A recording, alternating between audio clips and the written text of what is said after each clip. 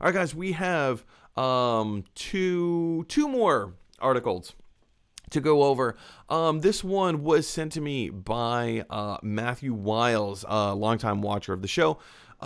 This particular article, I feel like I talked about this already, but because this is not new news, this has been out for what, a week and a half, something like that. For some reason, in the back of my mind, I already thought that I talked about this on the show, but I guess I haven't.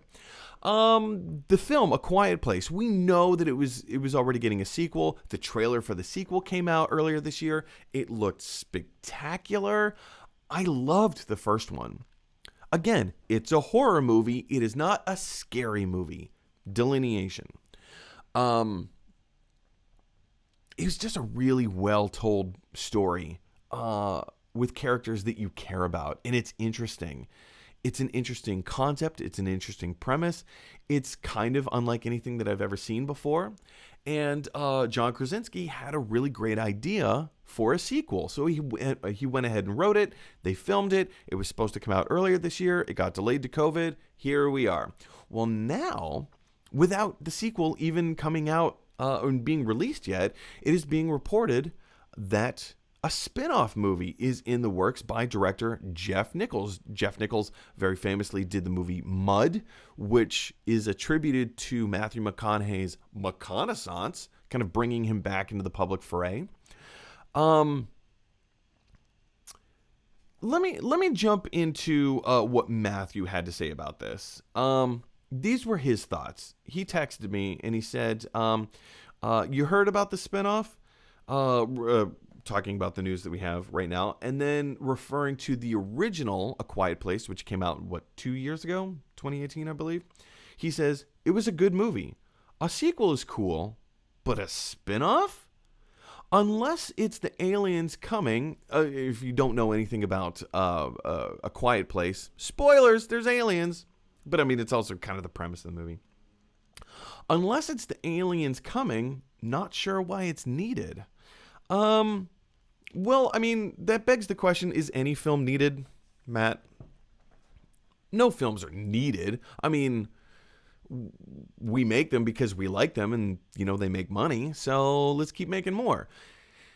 But I understand the spirit of what it is that you're asking. Like, this is something that we're not really asking for. It's a world that we enjoy. And I think there's an opportunity here. Here's what this says to me. John Krasinski created lightning in a bottle with the first film.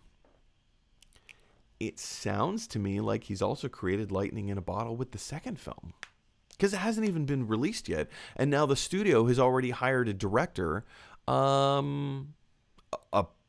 popular director, a well-known director, a director who's known for putting out good, decent work. Now they've already hired a director to come be a part of a spinoff. And this was his idea. Jeff Nichols is the one who approached the studio and said, I have an idea. This is what I want to do. And of course, he would have had to get the sign off from John Krasinski, because John Krasinski wrote the thing. He created this world. He created this universe. So Jeff Nichols is the one that came to John Krasinski, who came to the studio. I have an idea. This is what I want to do in your universe. I want to tell a story that is not about this family. It's not in this corner of the world. I want to tell a story that takes place in this world in a different corner of this world, right? So if John Krasinski's passed off on this, and if the studio is passed off on this, it must be a half decent idea. It may not be as good as John Krasinski's ideas, but at least the studio believes in John Krasinski's idea enough. Not just his idea. They believe in the film, A Quiet Place 2, enough to say, you know what? Yeah, this bears repeating. Let's see what else we can do in this world. And I say, why not? Is it a waste of time? It might be, because no movie is a sure thing until it comes out. And even then, people pick and choose, like, do you remember when Batman versus Superman came out in theaters and everyone just panned it like, Oh, you had your diehard fans. There were most definitely there were diehard fans. But the vast majority of people groaned at that movie so hard, myself included. I did not care for Batman versus Superman. Oh, I did not like that movie. But then I saw it again. And I didn't hate it as much as the first time. But then I saw it a third time. I was like, it's still not a great movie, but I respect it. It's okay. It's too long. It's okay. It's fine. So people come around to certain ideas and certain things. Not to say that this movie is going to have to come around and win its audience later. Win its audience over later. It might. It might be a heaping pile of garbage. It might not work on any level. But maybe it will. I don't know. We're just going to have to wait and find out. And you know, we still live in a COVID world. Crazy things are still happening all around us. So who knows what's going to happen? This might be a great idea. This might be a terrible idea. This might just kind of be like a meh idea. Who knows? We'll just have to wait and see.